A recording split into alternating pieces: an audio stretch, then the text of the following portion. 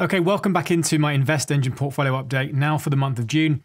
And we'll dive in just a moment into everything that's invested into my stocks and shares ISA on the InvestEngine platform, as well as a little small self-invested personal pension that I have going on at the moment. Right, so we'll log in and have a look on screen now what's going on. As you can see here, the account balance total, we're nearly getting near that £40,000 mark. And it's quite nice really to see those things kind of creep up over time. Now, that's not just, of course, from massive gains. I'm not kind of some magic guru stock picker who's managed to smash the market at all. Really, also this comes from is making sure I've put regular investments inside the account. And also, remember, don't forget that last month I did transfer an old ISA from the Vanguard platform onto the InvestEngine platform. Now, many of you who would have done that, also, I hope you would have received bonuses if you took part in InvestEngine's scheme on that one as well. So fingers crossed that most of you got some good money there and took advantage of that one. If you did, do make sure you let me know in the comment section. Now, of that total balance, most of that, as many of you know, many regular viewers know, most of that is inside my ISA. And you can see here, I've got various portfolios set up. The main one that I actually use is called Toby's World. So let me just log into this one for you now, and we'll have a look and see how things have been going. Now, overall, you can see where the gains have been, over 21.72%, which is really, really nice to see. As you know, the market over the past couple of years has been very, very good for investors. And I don't try and time the market. I just make sure I regularly invest. And now that I've been investing for quite a long time on the InvestEngine platform, you do get quite a lot of data now. So you can see on the long-term chart, all these little black dots are when money has been invested into the platform. And that kind of those blue blocks there are the money going into the contributions. And of course, the gap between the blue blocks, your contributions, and the green lines of how much the investments are worth has always pretty much been above that line. I think there was a period where it was very slightly into the red, but pretty much the whole time I've had it now, it's been going up. So always a nice time to be an investor when the market's like this. And just on that note, you would have seen yet again, I think yesterday, just as time I was filming this video, the S&P 500 at least hit another new all-time high. So many people weeks and months ago were saying that the market is way too overvalued. It has to crash. I mean, just think at the start of the year, there were many doom mongers out there who would claim that was the case. And many of them probably sat in cash now, didn't invest, and are now sat twiddling their thumbs, wondering when the best time to come into the market is. For me personally, I don't try and time the market in any way like that. I think that's a really, really dangerous game to play. So that one's not for me. Let me just go shorter term then to see what's happened in the past month. So you can see of the buys that I have made, one of them here when the money goes in. As many of you will know, I put £800 a month into my ISA, and then £200 a month goes into my self-invested personal pension. Formerly, I did used to have a bit more going in. You wouldn't see also the buy there of the bonus that I got from InvestEngine too. So I actually put that money straight into my account. Just very quickly on savings plan at the moment on InvestEngine. As you can see here, I have £800 a month that I invest that goes into my ISA. Now, there is a competition on at the moment to win up to £1,000 from InvestEngine. If you set up a savings plan for the first time, that you don't have to be a brand new customer, but you do need to set up a savings plan for the first time. And if you just have a look here, this is basically something that allows you to be able to invest how you like. You can invest weekly, every 2 weeks, or every month in an amount that suits you. And then that money gets automatically invested, if you choose, into the portfolio you have set up here. So do make sure you read all the terms and conditions there, but there is £1,000 up for grabs, and hopefully one of my audience win that. That'd be quite nice to see. Again, let me know in the comment section, maybe in a month's time or a couple of months, how that gets on. Now, that is valid up until the end of July, and I'll put that up on screen now. Please make sure you read through all the terms and conditions on that one. Now, briefly, let's just take a time to have a look actually at the portfolio itself. Regular viewers will know how this one's kind of evolved, but mainly stayed the same. We have 5 different ETFs. They're all Vanguard ETFs, really, and one of the reasons there is I'm very, very familiar with the Vanguard ETFs. I kind of know them off by heart now. I kind of live and breathe and dream in their ticker symbols. And overall, as you can see here, really leading the way has been the American market, the S&P 500, up 30% during the time that I've had it. But saying that, pretty much everything is in the green, other than a relatively new addition to the portfolio, which is the Japanese market, as you can see here. But generally, all the other markets have been doing pretty well. As you can see, the second gainer, at least by percentage, is the Developed Europe Fund, excluding the UK market. You can see all of the black dots of all the times I've bought it, just dollar cost average every single month going into it. And that's had a pretty good time, really, when you consider what's inside of it. And you can have a look here, you think of all those different companies. There's quite a large set of diverse companies in the European market that not a huge amount of people cover, I suppose. big names stand out there like ASML, the people who manufacture chips, LVMH, all your luxury brands that either you or your partner consume and spend too much money on, and then lots of other companies in energy, insurance, etc. But there's quite a lot of diverse set of companies in that one. It's quite interesting. Now, let me just go back as well and have a look at the rest of the portfolio. Even the UK, dare I say, it has actually been doing pretty well. So on percentage terms, the FTSE 100 is how I kind of represent the UK market, at least in this portfolio, is up nearly 10%.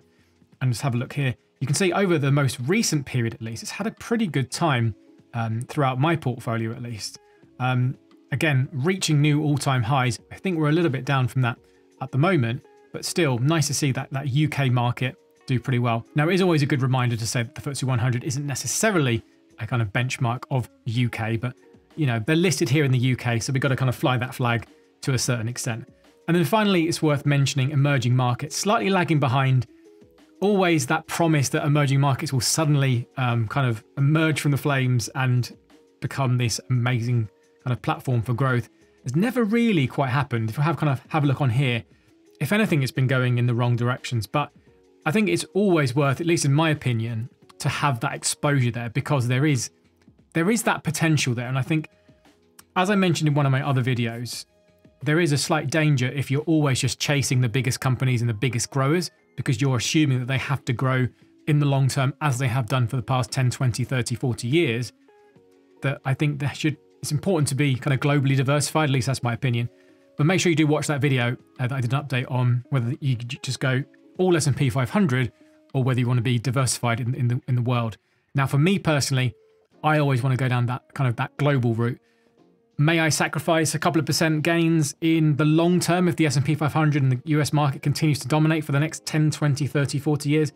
Possibly, but I don't know that. And as an investor, I prefer to have that default position being, I don't know what's going to happen. That's why I prefer to own everything in the global stock market.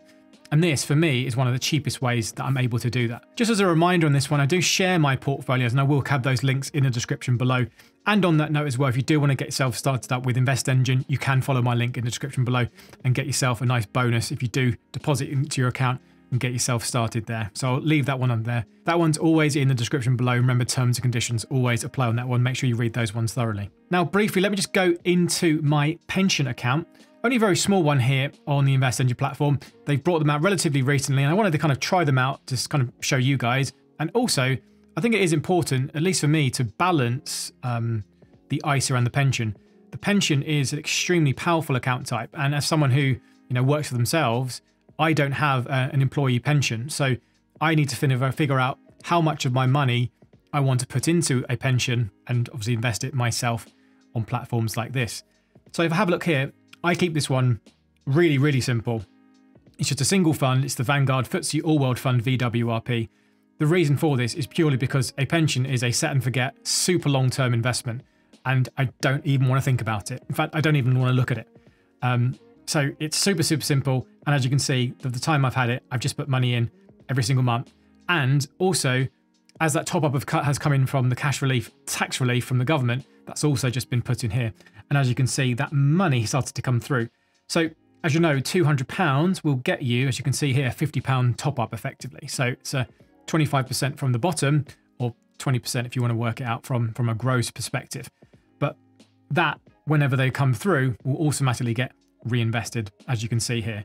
So nice and simple. And as I've invested, it's actually had quite a good return, really, in quite a short period of time, nearly 9% there, which is kind of your very close to a long-term average of global stock markets in annualized gains. And we're only in June. It's going to be amazing what we see before the end of the year. Whether we have another kind of double-digit 20% growth in the S&P 500 and kind of global markets, who knows? But that's going to be very interesting to have a look there. Now, one final thing, just before we wrap things up, I did want to highlight one thing that InvestEngine are doing, and I actually am in the process of sorting this out myself. They do offer business accounts. Now, if any of you out there either run a business or you have your own limited company and you're a director of a business, there is a possibility that you have cash sat in your business bank account doing nothing, gaining no interest at all. And actually, that's a situation that I face myself in at the moment. So I've set up a business investing account on InvestEngine, and what that allows you to do is effectively take that cash and invest it in whatever you want. Now, if it's going to be only for the short term, there are other options than just saying investing it into the stock market, for example. You can have a look and invest in money market funds. That will probably be the route that I'll be going down, just to make sure I can get some sort of income on that money. And really, the most important thing is just trying to beat inflation. So do check that out and have a look there. You can have a look through. I will leave that link in the description below as well on business accounts if you want to get yourself set up and get that one sorted. As far as I'm aware, it's probably one of the cheapest and most cost-effective ways to be able to do that using InvestEngine. There are other platforms out there that allow you to set up kind of a business investing account, but having a browse through a lot of them, there are quite a few charges there, and they will cost you, monthly charges and charge you to invest in different ETFs and transaction fees, etc. But InvestEngine, at least from the DIY perspective, if you manage it yourself, is completely free of charge. Otherwise, you can actually pay them to use their managed platform as well for 0.25% charge. Again, have a look through all of the details here, but I will leave that link in the description. Always worth letting me know. And actually, do let me know as well in the comment section if you do run your own business and you're thinking about trying to get yourself set up and make the most of that cash, because you probably have a lot of there either for paying employees or potentially set aside for VAT that might be worth investing for the time being, and then later on you can just easy access and withdraw it whenever you want. But just a thought. So anyway, I hope you enjoyed that update. I wonder if we'll be saying another all-time high in the stock market in another month's time to come. Do let me know how you're getting on in the comment section below as always, and I'll see you in the next video. Happy investing.